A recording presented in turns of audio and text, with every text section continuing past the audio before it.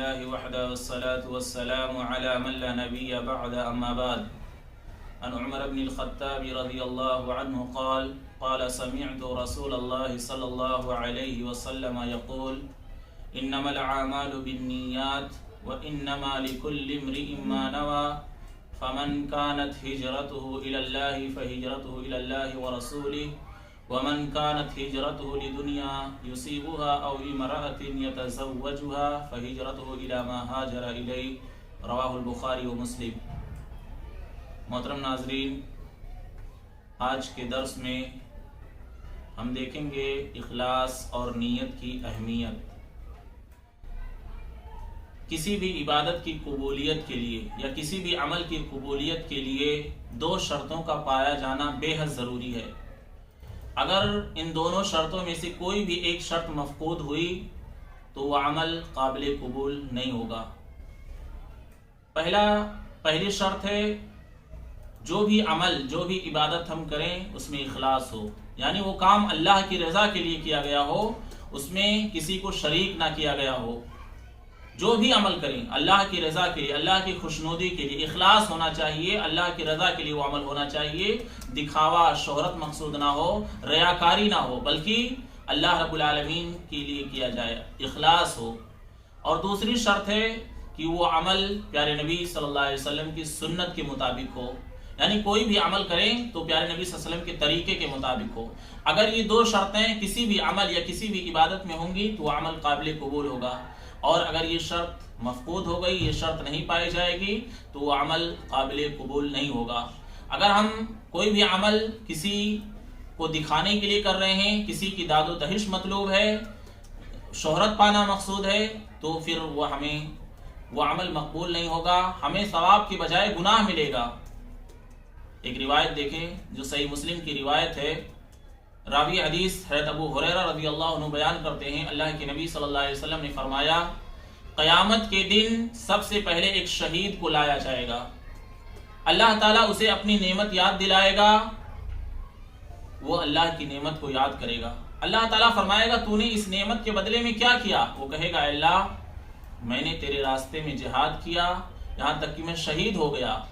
اللہ تعالیٰ اسے فرمائے گا تو جھوٹ بک رہا ہے، تو جھوٹ کہہ رہا ہے، تو نے اللہ کے راستے میں لڑائی اس لیے کی، جہاد اس لیے کیا تاکہ تجھے پہلوان کہا جائے، تجھے بہادر کہا جائے. یہ تیری نیت تھی، یہ تیرا مقصد تھا، اللہ کو خوش کرنا مقصد نہیں تھا. اللہ تعالیٰ فرشتوں کو حکم دے گا کہ اس کو اوندھے منہ گھسیٹ کر کے جہنم میں ڈال دیا جائے، اس کو جہنم میں ڈال دیا جائے گا.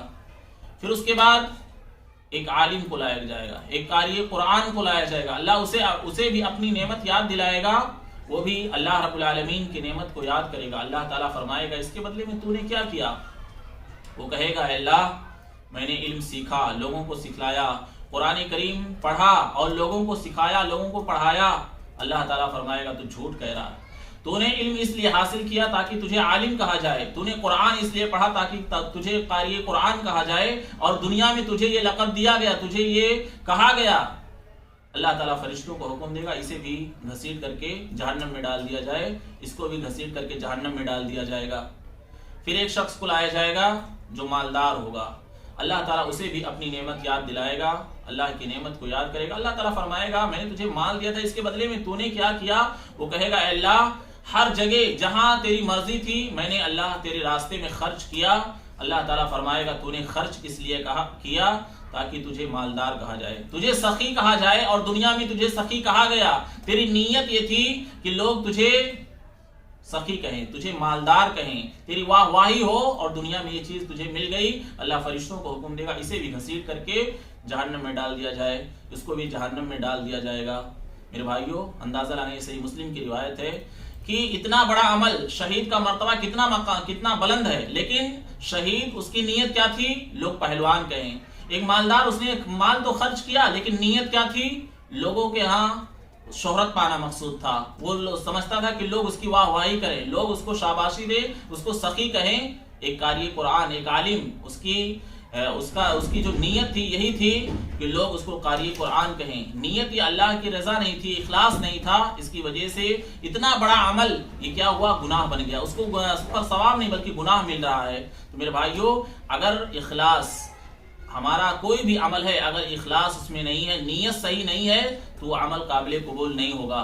میں نے روایت پڑھی، حضرت عمر بن خطاب رضی اللہ عنہ راوی حدیث ہیں، کہتے ہیں اللہ کے نبی صلی اللہ علیہ وسلم نے فرمایا انما الاعمال بالنیات، اعمال کا دار و مدار نیتوں پر ہے، یعنی آدمی کی جیسی نیت ہوگی اس کے مطابق اس کو پھل ملنے والا ہے، اس کے مطابق اس کو جزا اور بدلہ ملنے والا ہے۔ فمن كانت هجرته الى الله ورسوله فهجرته الى الله ورسوله، جس کی نیت یہ ہوگی اللہ اور اس کے رسول کی طرف ہجرت کرنے کا تو اسے وہ ہجرت کا ثواب ملے گا، اس کی ہجرت اللہ اور اس کے رسول کی طرف ہوگی۔ اور جس نے ہجرت اس نیت سے کی کہ دنیا کمانے کے لیے، دنیا پانے کے لیے، یا کسی عورت سے نکاح کرنے کے لیے، تو اس کی ہجرت اس کے لیے ہوگی، یعنی وہی اس کو ثواب نہیں ملے، اس کی نیت جیسی ہے اسی اس کا پھل ملنے والا ہے۔ تو نیت اور اخلاص کی بڑی اہمیت ہے۔ ہم کوئی بھی عمل کریں سب سے پہلے دیکھیں کہ وہ عمل میں اخلاص ہے کہ نہیں ہے، اور دوسری شرط کیا ہے، پیارے نبی صلی اللہ علیہ وسلم کی سنت کے مطابق کوئی بھی عمل کریں پیارے نبی صلی اللہ علیہ وسلم کی سنت کے مطابق ہونی چاہیے، تبھی وہ عمل قابل قبول ہوگا۔ اللہ تعالیٰ سے دعا ہے کہ اللہ تعالیٰ ہمیں جو بھی ہم عبادت کریں، جو بھی ہم کام کریں، اس میں اخلاص ہو اور وہ عمل پیارے نبی صلی اللہ علیہ وسلم کی سنت کے مطابق ہو۔ وآخر دعوانا الحمدللہ رب العالمین، والسلام علیکم ورحمۃ اللہ وبرکاتہ۔